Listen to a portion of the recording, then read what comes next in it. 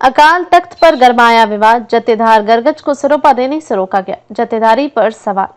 सिख धर्म के सर्वोच्च धार्मिक संस्थान अकाल तख्त में शुक्रवार को उस समय असहज स्थिति उत्पन्न हो गई जब एक सिख कार्यकर्ता ने कार्यवाहक जत्थेदार ज्ञानी कुलदीप सिंह गरगच को सिरोपा सम्मान की पोशाक भेंट करने से रोक दिया। यह विरोध जत्थेदार गरगच की नियुक्ति को लेकर था, जिसे सिख समुदाय का एक वर्ग अवैध और पंथ विरोधी मानता है। घटना उस समय घटी जब गुरुद्वारा शहीद बाबा गुरबख्श सिंह जी, जो अकाल तख्त के पीछे स्थित हैं, में शिरोमणि गुरुद्वारा प्रबंधक कमेटी SGPC द्वारा आयोजित एक श्रद्धांजलि कार्यक्रम चल रहा था। यह कार्यक्रम हाल ही में पाकिस्तान के ननकाना साहिब में दिवंगत बब्बर खालसा इंटरनेशनल के महासचिव मेहल सिंह बब्बर की स्मृति में आयोजित किया गया था। इस मौके पर अखंड कीर्तन और पाठ हुआ, जिसमें SGPC के सचिव प्रताप सिंह ने ज्ञानी गरगच को सिरोपा सौंपा, जिसे वह बब्बर के परिजनों को भेंट करने वाले थे। लेकिन जैसे ही ज्ञानी गरगच सिरोपा देने आगे बढ़े, तभी एक सिख कार्यकर्ता जरनैल सिंह सखीरा मंच पर आ गए और उन्होंने दृढ़ता से आपत्ति दर्ज कराई। उन्होंने गरगच को सिरोपा देने से मना करते हुए कहा, जत्थेदार साहब ऐ ना करो, तुआनो कौम जत्थेदार नहीं मंडी। जत्थेदार साहब ऐसा मत करिए, कौम से आपको जत्थेदार के रूप में स्वीकार नहीं किया है। ज्ञानी गरगच ने इस विरोध पर कोई टकराव नहीं किया, बल्कि संयम और सम्मान के साथ हाथ जोड़कर पीछे हट गए। स्थिति को नियंत्रित करने के लिए स्वर्ण मंदिर के वरिष्ठ ग्रंथी ज्ञानी बलजीत सिंह को मंच पर बुलाया गया और उन्होंने परिजनों को सिरोपा भेंट किया, जिससे कार्यक्रम की गरिमा बनी रही। विरोध का पृष्ठभूमि। कौन है जरनैल सिंह सखीरा और क्या है जत्थेदार को लेकर विवाद?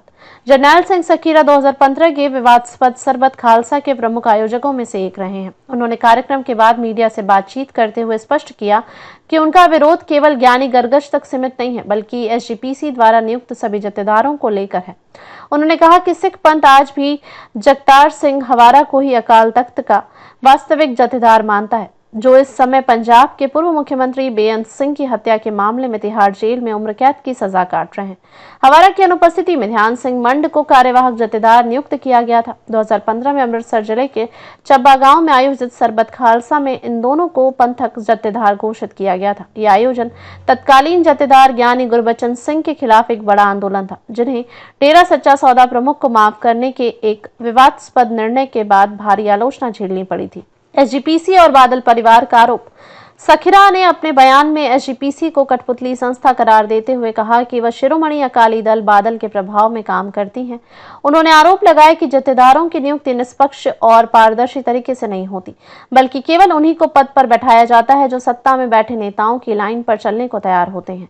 जो लोग उनकी नीति से असहमति रखते हैं, उन्हें अपमानजनक तरीके से हटा दिया जाता है। यह पूरी प्रक्रिया पंथ की भावनाओं का अपमान है। उन्होंने कहा, सखीरा ने यह भी स्पष्ट किया कि यह विरोध केवल ज्ञानी गरगच तक सीमित नहीं है। उन्होंने कहा, हम SGPC द्वारा नियुक्त सभी जत्थेदारों को अवैध मानते हैं, चाहे वह केसगढ़ साहिब के ज्ञानी सुल्तान सिंह हो या दमदमा साहिब के ज्ञानी हरप्रीत सिंह।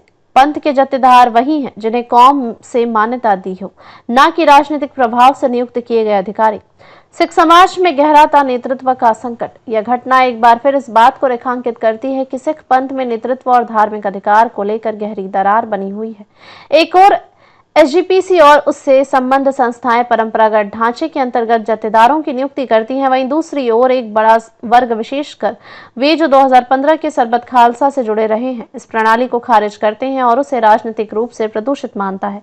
यह केवल एक धार्मिक आयोजन में सिरोपा रोके जाने की घटना नहीं है, बल्कि यह उस संघर्ष का प्रतीक है जो सिख समाज में धार्मिक स्वायत्तता, नेतृत्व की वैधता और समुदाय की आवाज को लेकर चल रहा है।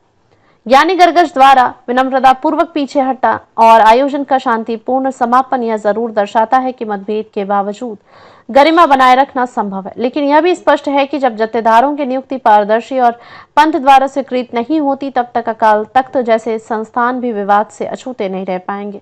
इस घटनाक्रम से यह सवाल फिर उठता है कि क्या सिख पंथ को अब एक बार फिर एकजुट होकर नेतृत्व की पुनर्रचना करनी चाहिए, जो राजनीतिक प्रभाव से परे और केवल गुरु मर्यादा व सिख सिद्धांतों पर आधारित हो। वीडियो को लाइक करें, शेयर करें और सब्सक्राइब करना न भूलें।